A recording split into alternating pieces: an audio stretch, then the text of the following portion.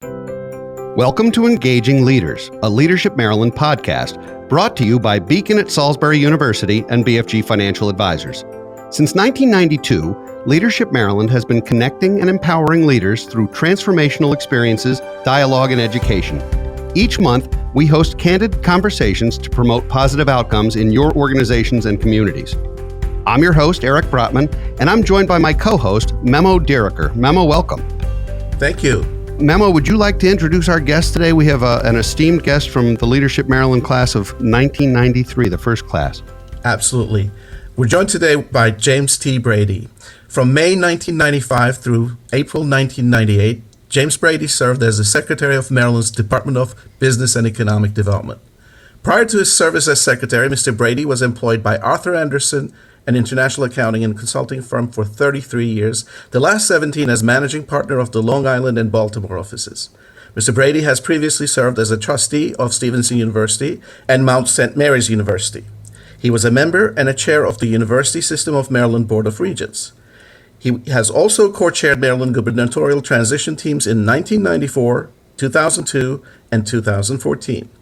Mr. Brady has served and continues to serve on many private and nonprofit sector boards. He was selected for inclusion in the 2012 National Association of Corporate Directors Directorship 100, which annually recognizes the most influential leaders in corporate governance. And he was the recipient of the Baltimore Business Journal's 2013 Outstanding Director Award. In 2005, he was the recipient of the Governor's Leadership Award presented by the World Trade Center Institute. Mr. Brady graduated from Iona College in New Rochelle, New York in 1962 with a Bachelor of Business Administration degree. He holds honorary doctorate degrees from Iona College, Stevenson University, and Loyola University in Maryland. For us, most importantly, he's a member of the class of 93 of Leadership Maryland, and he was a former chairman of our board of directors. Jim, welcome to the show. Thank you, Mel. Appreciate it. As you know, 2020 has brought us an economic disruption like no other we have seen. We've been through recessions, we've recovered, but this disruption is unprecedented. What are your thoughts about this economic disruption and the leadership challenges it brings with it? Well, it is a major disruption, to say the least, and it's going to affect every aspect of our economy. I think as a country, we are strong enough to recover over time. Although my enduring concern is small business, which is really the foundation of economic activity in our country. That's where most people are employed. And I really worry about the ability of small businesses to get through all of this in a way that allows them to continue and grow. And that's where my great concern is, and I think that's where the emphasis of our leaders, that's where it must be. And so I encourage people who are involved in economic development, including big companies, to recognize the significance of small business to their businesses and to the economies of their communities. And I think that's where a lot of emphasis must be given. And small business, I think, is my greatest concern coming out of all of this. And it's not the only concern, but to me, it's the one where the vulnerability is the greatest. Jim, I couldn't agree with you more. The impact on small business and on so many of the working people in the United States who work for those small companies is definitely vulnerable now. The question that I have for you now is really related specifically to unemployment and how disenfranchising periods of unemployment could be, and just how tough the job market may be, not only for folks who have been or underemployed during this tidal wave of unemployment, but also for folks who are coming out of school or coming out of graduate programs, trying to find work. Can you talk a little bit about what their challenges might be, particularly in this environment? Well, a couple of things, Eric. The times are such that over the last several months, companies have figured out how to do things in a non-traditional kind of way. And some of those things are going to have a significant impact on employment. I think people have figured out how to do things very, very differently, and so that's going to have a huge impact. The the idea that small business will be impacted significantly has a tremendous effect on employment, because when you look at any of the statistics in our country, most people are employed by small businesses. I mean, that is the foundation of communities. That is the foundation of economic strength in states and cities and towns and all. And that the linkage between unemployment and small business, to me, is profound. I mean, I think it is incredibly important. And that's where I really worry. You know, when I read in the newspaper every day about these small businesses, whether they're restaurants or whatever, not returning, that is a scary thought, because so many people are employed by those thousands and thousands of small businesses around the country. So I think I worry. You mentioned employment. Employment in our society is a huge issue. You know, I'm always amazed about how often when we're introduced to people, the first 10 seconds you find out what they do for a living, because they either tell you or you ask. You know, and that's not necessarily true in every society around the globe. But in our country, employment is very, very important. And it says a lot about families. It says a lot about self-esteem and all of those kinds of issues. And so this employment issue, to me, is a huge issue, and one that really needs a lot of attention. And it's not just about the government providing funding for the unemployed. It's about creating jobs. I mean, that's what economic development is all about, in my opinion. And that is where we really have to give our attention to in a really big time way. I mean, it's always been the case, but I think now it's underscored significantly. And I think it requires some new thinking. It requires leadership. It requires people to think outside the box, because this is not just a ho-hum affair. It's not just business as usual. It's not just a problem we've faced a million times. It's very different, and it requires some real thinking, you know. And I think, you know, I would say higher education has a real role to play in all of that too, because that's where a lot of the kind of creative thinking that we need will emanate from.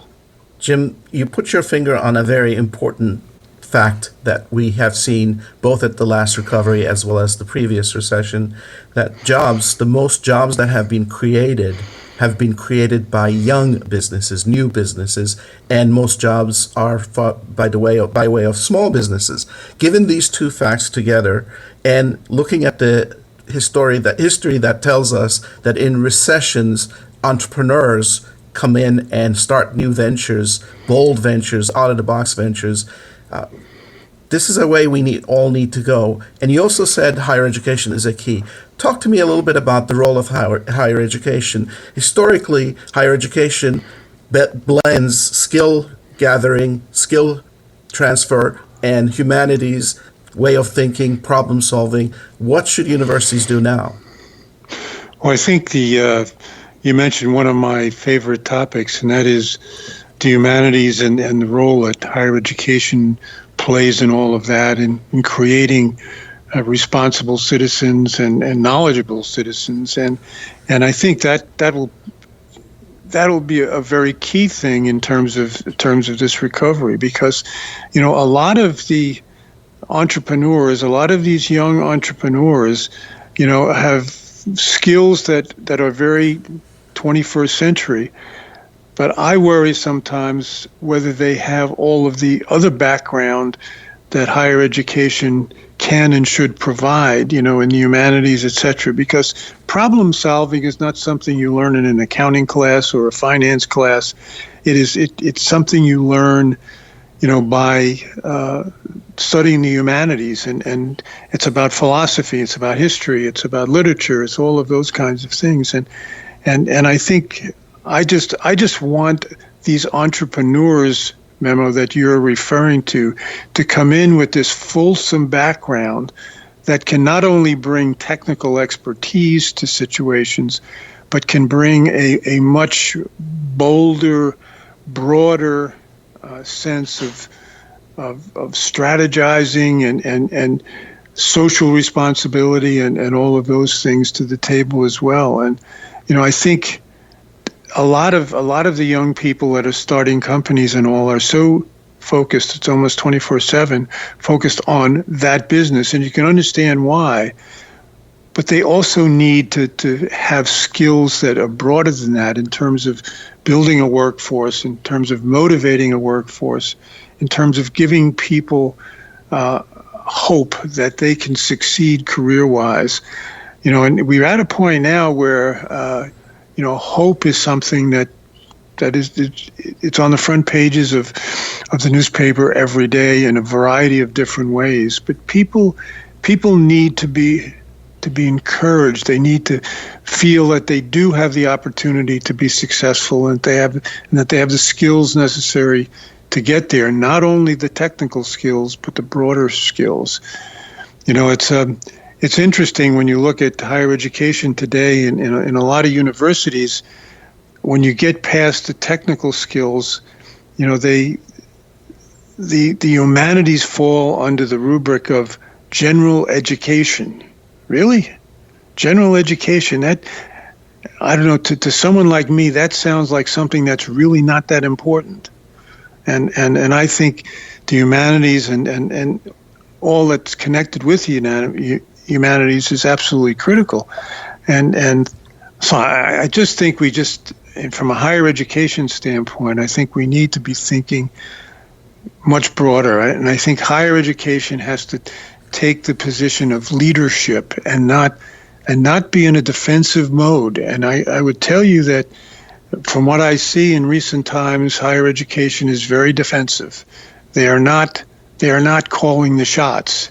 In fact, in many cases, the shots are being called for them. And that is not the way it's supposed to work. Higher education, by its very nature, is meant to lead and not to follow.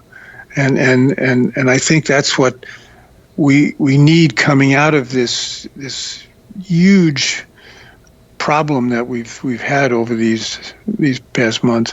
We need to have higher education take a very aggressive leadership role and not have things dictated by others who have a very narrow agenda and not the broad agenda that higher education has historically had, from the time of the Greeks. I mean, that's the way it's been. That's the way it should be. So I think higher education has, on the one hand, a tremendous opportunity to make a huge difference. Not that it always hasn't, but I think the time now suggests that it can make even a bigger difference than it can. But it also has the responsibility to do that. And responsibility goes with opportunity. And in this case, I think both have to go hand in hand. But I think higher ed has to feel that it really is in the business of shaping ideas, shaping minds, and creating students, men and women coming out of their universities who are going to lead and who are going to understand the scope of their responsibilities as good citizens in a democratic society. Jim, you hit on a number of different hot buttons there. One, on the education side, as a product of a liberal arts education myself and a lover of the humanities, I appreciate that shout out because it is definitely one of the forgotten pieces of education, and I don't think it's general in any way. You also talked about the economic disruption, talked about unemployment, you talked about entrepreneurship. One of the things that I think you said that was most poignant was that we as American people tend to answer the question of who are you as what we do. So right. There's this tendency to, before you say I'm a husband, a father, a citizen, a Marylander, any of those kinds of things, you say I'm an accountant, I'm a doctor, I'm a whatever. So I think that is fundamentally important. Let's shift gears to another topic near and dear to my heart. You have been on a number of boards of public companies. You've been involved with a number of nonprofits. You've played a role in consulting, and you've played significant roles in government and in the transition teams for various governors here in the state. So let's tie all of that together and talk a little bit about the financial and tax future. Because one of the things I worry that the unemployment is going to lead to the disenfranchising situation of folks, and that some middle class people are potentially going to fall off the grid a little bit, and that will have an incredible financial impact not only on our economy, which is driven by consumer spending, but on our government and on the need to raise revenues, which is a semantic for raise taxes. And if fewer people are working and taxes have to go up, that could be a very damaging situation for entrepreneurs, business owners, and others as well. So I know that's about a 10-part question, but can you talk a little bit about what you think the public and private solutions might be to what is really a difficult financial situation and what could be a very tricky tax conversation? Wow. That is the $64 million question, but it is the challenges are great to say the least, and I think we have to sync government with the private sector in a much more significant way than we have in the past. I think government can be a facilitator in a lot of different ways, but I think we all need to understand that the economy is really driven by the private sector. The government can only facilitate. It does not drive the economy. The economy is driven by companies, very small, medium-sized, and very large companies, and those are the ones that provide the employment, and those are the ones that provide the goods and services that drive an economy like this. And I think too often, people view government as being the prime mover in all of this, when government is at best a facilitator, and it can be a very, very important facilitator, but it also can be a drag on entrepreneurship and all of that too. So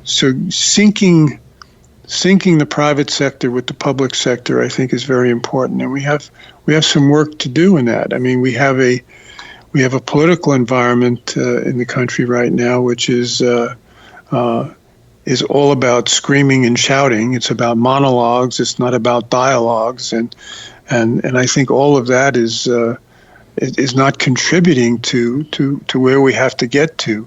But this is going to require a partnership of all of these different sectors if we're going to get out of it. And what worries me right now is that there doesn't seem to be the partnership that we need to have to accomplish the objectives that we want. So I think I wish I could tell you, and here's how we do that, but I can tell you that each of us can play a role in terms of trying to move this forward. But it's going to take a bit of a sea change in terms of the attitudes that are currently seem to be in favor. So I'm afraid, Eric, that I can't give you a magic elixir here as to just how this is done, but I am a passionate believer in the power of dialogue, and right now that dialogue does not exist, and on any level. You know, we have people shouting and screaming at each other, but we don't have people working together to get things done. And in a certain sense, I think, going back to higher education, I think higher education can play a real role in that, because historically that has been the role of higher education, to bring different thoughts together and to provide forums for those thoughts to be expressed, and for young people to have the opportunity to hear a multiplicity of points of view so that they can develop their own identity, their own set of points of view that work for them.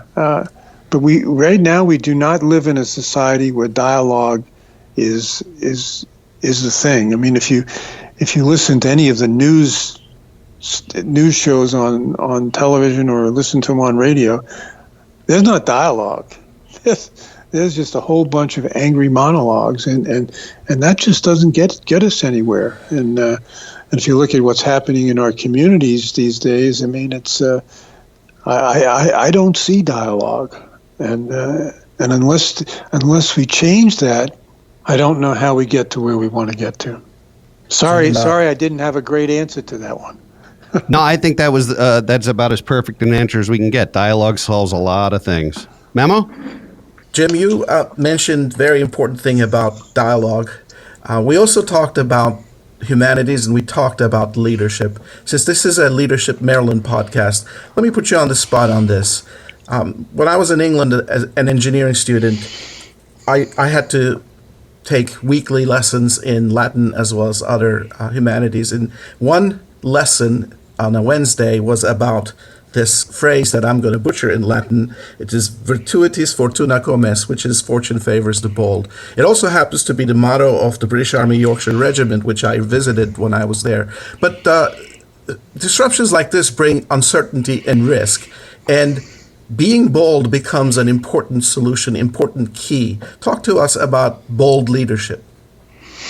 Well, I think bold leadership is absolutely what's required.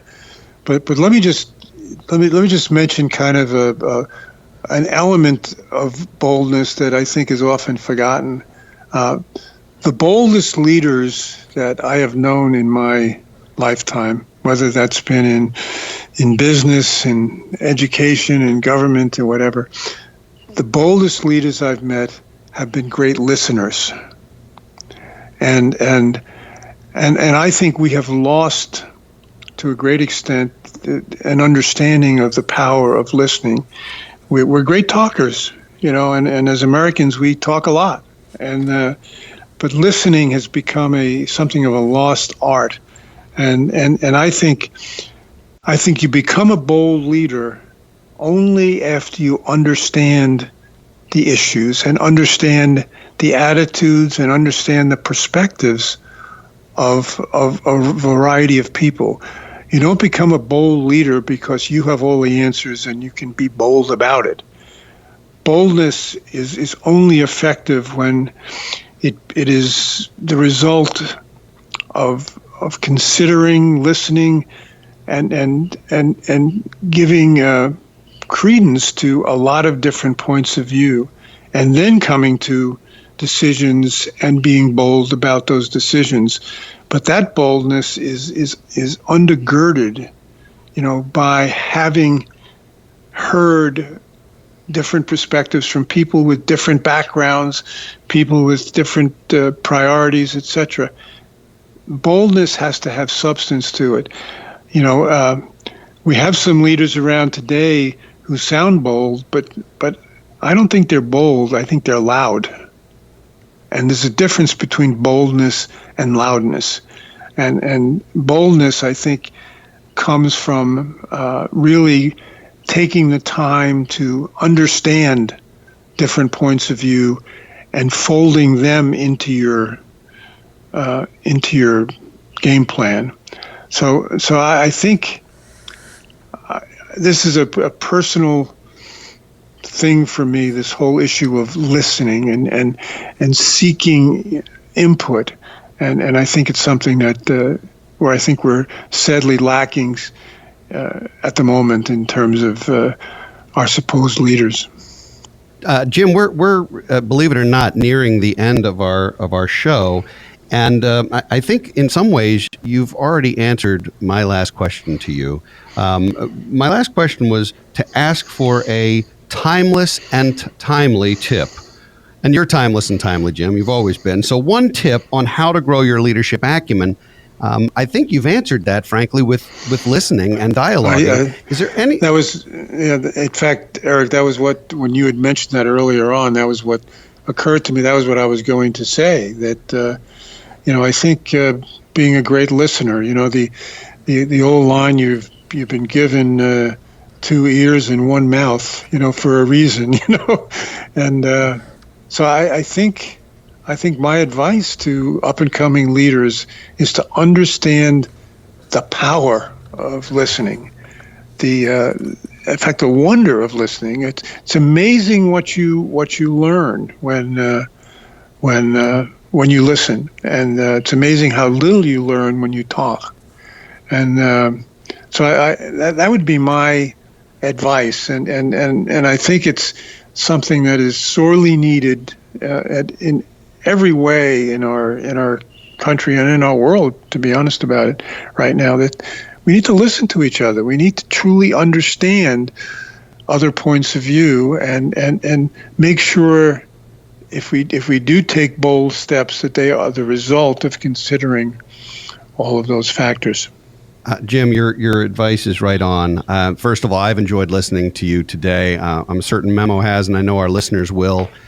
In many ways, you summed up one of the beauties of Leadership Maryland, which is that it is a place in a very trusting and reasonably secure environment to have dialogue that's uncomfortable with people who are different than you are. And my goodness, what a testament to what we need now in society. That's exactly what we need. So I'd like to thank all of our listeners for listening to Engaging Leaders, a Leadership Maryland podcast brought to you by Beacon at Salisbury University and BFG Financial Advisors.